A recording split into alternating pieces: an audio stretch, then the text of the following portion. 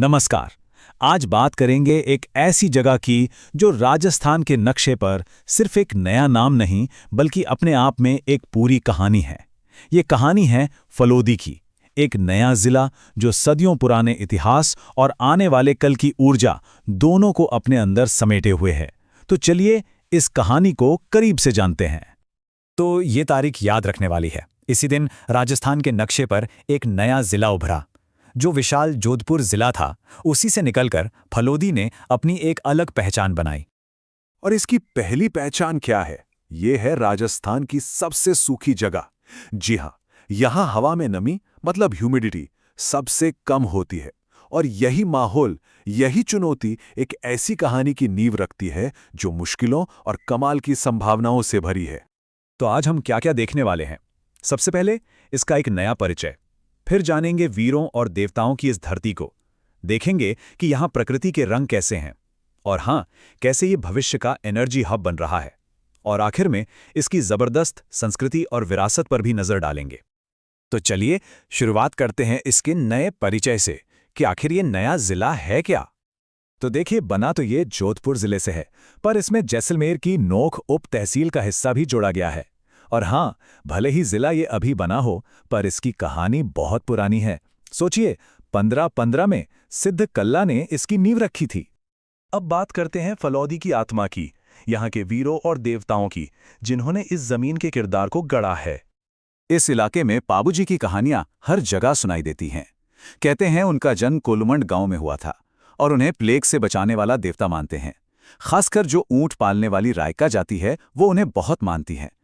और एक दिलचस्प बात, माना जाता है कि मारवाड़ में ऊंट लाने का श्रेय उन्हीं को जाता है। उनकी घोड़ी केसर कालमी का जिक्र भी हर कहानी में आता है। अच्छा, एक सवाल है, क्या कोई अंदाजा है कि ऐसे कौन से लोग देवता हैं जिनकी मूर्ति की नहीं बल्कि उनकी गाड़ी की पूजा होती है ना थोड़ी अलग बात? इसका जवाब है हड़बूजी। उनका मुख्य मंदिर फलोदी के बेंगटी गांव में है और वहां सच में उनकी गाड़ी पूजी जाती है। इसके पीछे भी एक कहानी है।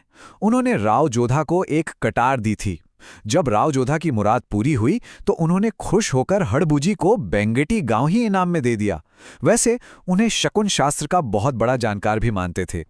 ये जमीन सिर्फ देवताओं की नहीं बल्कि बड़े बड़े योद्धाओं की भी रही है। एक तरफ 1563 का लोहावट का युद्ध है, जो राव चंद्रसेन और मोटा राजा उदय सिंह के बीच हुआ। और फिर सदियों बाद 1962 में इसी धरती से निकले मेजर शैतान सिंह, जिन्होंने चीन के खिलाफ जंग में अपनी बहादुरी का लोहा मनवाया। उनकी इसी बेमिसाल बहादुरी और लीडरशिप के लिए मेजर शैतान सिंह को मरणोपरांत परमवीर चक्र मिला, जो भारत का सबसे बड़ा मिलिट्री सम्मान है। ये दिखाता है कि वीरता फलोदी की रगों में है। अच्छा, अब इतिहास से निकलकर जरा यहाँ की जमीन और प्रकृति को देखते हैं, जो अपने आप में एक अजूबा है। ये सुनने में शायद यकीन न हो, पर यहाँ बाप नाम की जगह पर जो पत्थर मिले हैं वो ग्लेशियर के हैं। मतलब एक जमाने में जब यहाँ बर्फ का युग था, तब के पत्थर। जरा सोचिए, आज जहाँ इतनी गर्मी पड़ती है, वो जगह कभी बर्फ से ढकी थी। यहाँ के लोगों ने कुदरत के साथ जीना सीख लिया है। जैसे रन या टाट को ही ले लीजिए। ये रेगिस्तान में पानी बचाने का एक देसी तरीका है। जो भी नीची खारी जमीन होती है, बारिश का पानी वहां जमा हो जाता है और यही पानी जिंदगी देता है। यहाँ की प्रकृति के भी अपने अलग ही रंग हैं। एक तो है खेचन गांव, जो कुरंजा पक्षियों यानी कि डमोइजल क्रेन्स के लिए जन्नत है। इंडिया की पहली सैंक्चुरी इन्हीं के लिए यहीं बनी। और दूसरी तरफ है गोमठ नस्ल का ऊंट, जो अपनी ताकत के लिए पूरे राजस्थान में फेमस है, खासकर भारी सामान ढोने के लिए। और अब आते हैं कहानी के सबसे दिलचस्प हिस्से पर, कि कैसे एक सूखी बंजर जमीन देश के लिए भविष्य की ऊर्जा का पावर हाउस बन गई। देखिए, जिले की बाउंड्री बदलने से एक बहुत बड़ी चीज हुई। भड़ला सोलर पार्क, जो पहले जोधपुर में आता था, और नोक सोलर पार्क, जो जैसलमेर में था, अब दोनों ही फलौदी जिले में आ गए हैं। ये बहुत बड़ा डेवलपमेंट है।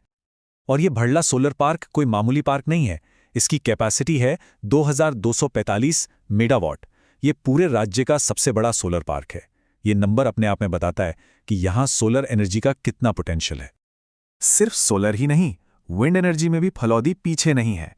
राजस्थान का जो तीसरा विंड पावर प्रोजेक्ट था, वो फलौदी के बीठड़ी में ही लगा था।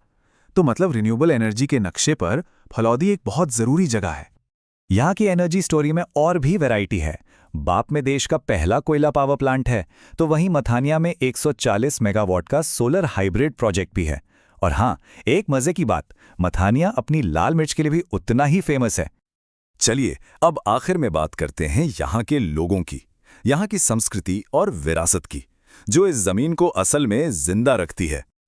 यहाँ की संस्कृति में बहुत कुछ खास है। जैसे कुलुमंड में पाबूजी के भक्त थाली डांस करते हैं और साथ में रावण हत्ता नाम का एक इंस्ट्रूमेंट बजाते हैं। फलोदी में ही कल्ला ब्राह्मणों की कुलदेवी लटियाला माता का मंदिर है। स्वाप गांव को करणी माता की जन्मस्थली माना जाता है और सितरावा अपनी पत्थर की खदानों के लिए मशहूर है। वहां के पत्थर को छीण कहते हैं। तो देखा, ये है फलोदी की पूरी तस्वीर, जिसमें प्राचीन कथाएं भी हैं, आज के हीरो भी हैं। एक तरफ प्रकृति का अनोखा रूप है, तो दूसरी तरफ भविष्य की ऊर्जा, और इन सब के बीच बसी है एक जिंदादिल संस्कृति। और ये सब हमें एक सवाल के साथ छोड़ जाता है कि आखिर एक सूखी बंजर दिखने वाली जमीन इतिहास, संस्कृति और फ्यूचर एनर्जी का इतना बड़ा सेंटर कैसे बन सकती है? शायद फलोदी की कहानी इसी कैसे का जवाब है।